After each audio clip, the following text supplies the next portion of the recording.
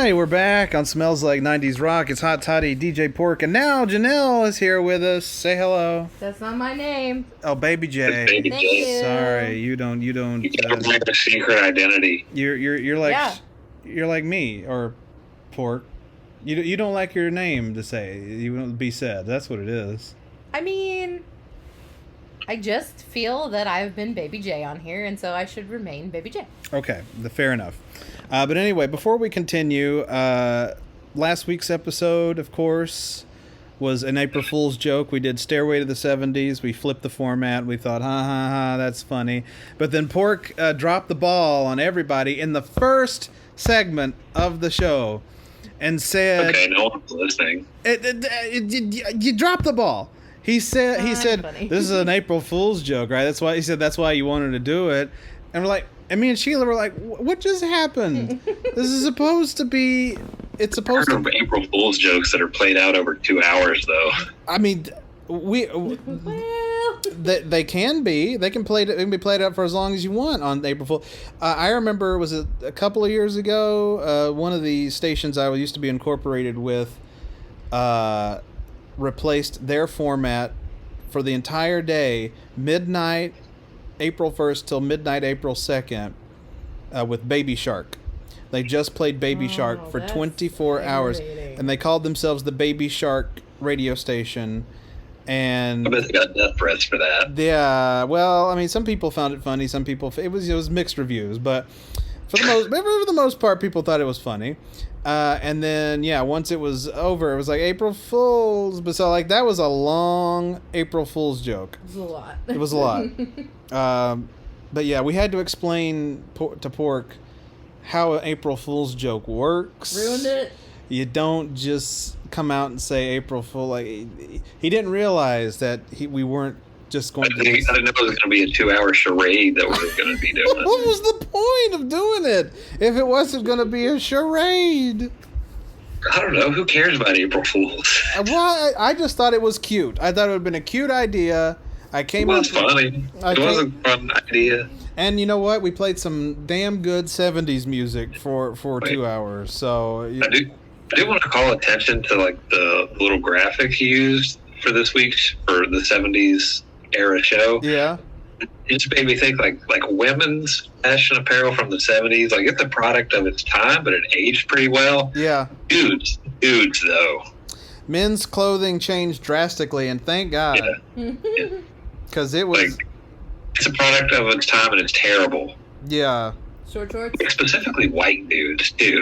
And not just the white, it's the leisure suits that really was... Oh,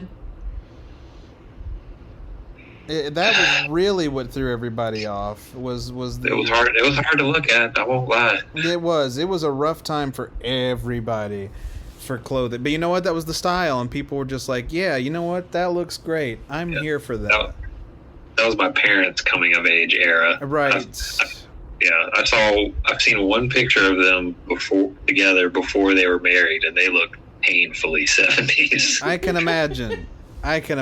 Painfully 70s. Yeah. That's what Again, though, my mom's fashion apparel aged pretty nicely. My dad's... It's a little... Yeah. That should have been the name of the special, Painfully 70s. Painfully 70s. All right. So this segment is completely... I'm f*** it. Oh, I said f*** it. I don't even know where to... I don't even... I said it twice. I don't even know because I don't have a timer on this or anything, so I'll just have to sift through here until I find the two F-bombs, but I'll find them. All right, Miss Pingrino, tell DJ P.O.R.C and the world About Poopapalooza? About Poopapalooza at the pharmacy. I don't know how to do this. Okay, here, I'll just scoot up. All right. Whale. Okay. So... First off, let me preface this. I don't understand why people can't treat a public restroom like their own. Because people are insane. I just don't get it. You're going to have to use other public restrooms. Why are you not treating the restroom like your own? But that's besides the point, I suppose. Okay. So, had a customer say, hey, your bathroom looks pretty messed up. Go fix it. Okay. Well, I don't fix the bathroom. I tell the front store because I don't have time to do that. They go fix it. Doesn't seem like a big deal. We think it's ended, right? We think it's over. You hold this for a second. It is not ended. It is not over. Because one of the shifts up front comes running into the pharmacy saying... Did you say chef? Shifts? Oh, chef. I thought, what is this, a pork story all of a sudden? Oh, you have to listen. You have to listen for the S's now. God, you dropped an S bomb. Who said S? You did. No, he said chef. Oh, okay. Oops. Never mind. Continue. Stop cursing! Stop. Okay. She comes running into the pharmacy saying, "Oh my God, the back room's flooded." And it's like, what do you mean the back room is flooded? Like, where's the water coming from? She's like, I don't know, but I'm going to figure it out. Come to find out, the water was coming from the toilet, from the public restroom. It's coming from inside the house. It's coming from inside the house. So apparently, somebody had clogged the toilet, didn't tell anybody. When we went to clean it up, the toilet, you know, like sometimes it clogs, but it doesn't like look super clogged. Yeah. It's just like okay. No, I'm hyper aware of toilets. Just so you know. So it's like some of it started to go down, but if you flushed it again, it's all coming like rupturing out. Pork nose toilets, okay? So when they had cleaned it up, they thought, oh, it's fine, it's not clogged, because nobody said it was clogged. Someone was lying down on the job, it sounds like. Fridged up. So, of course, somebody uses it, Ew. and it spills over more. So there is now poop water leaking into the hallway by the bathrooms and into our back room. No. Okay.